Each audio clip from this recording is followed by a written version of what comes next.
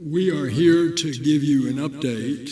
Администраторот на НАСА Бил Нелсон го започна своето ажурирање на почетокот на декември за напорите на Американската вселенска агенција да ги врати астронаутите на месечината, нагласувајќи ја сложеноста на мисијата Артемис. It's the most daring, technologically challenging, collaborative, international endeavor that humanity has ever set out to do. Артемис 1 беше првиот чекор на НАСА во враќањето на месечината и беше пробен лет без екипаж кон крајот на 2022 година, кога вселенското летало Орион на Артемис 1 се врати во атмосферата на Земјата.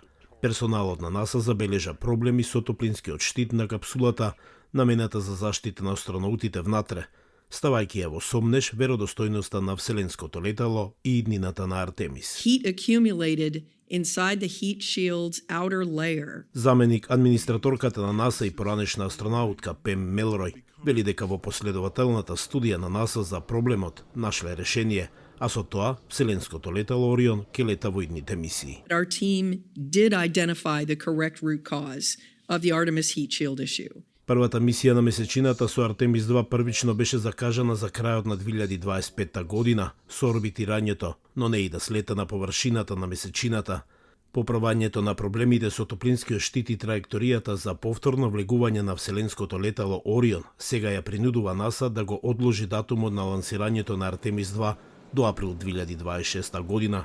Артемис 3, која планира да приземи астронаути во близина на лунарниот јужен пол, сега е закажана за средината на 2027 година.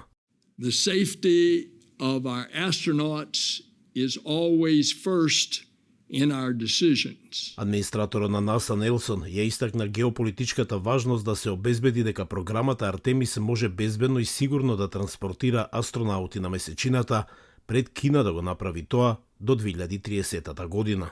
It's important in an area where we think there is such promise, the South Pole, primarily because of the presence of water, that we establish our presence there so that China would not be there and say, keep out. Нелсон исто така ги оправда одлуките за прилагодување на временската рамка на Артемис и покрај промената во претседателската администрација во јануари, што може да доведе до дополнителни прилагодувања, истакнувајќи дека ракетите за Артемис 2 веќе се подготвуваат за лансирање.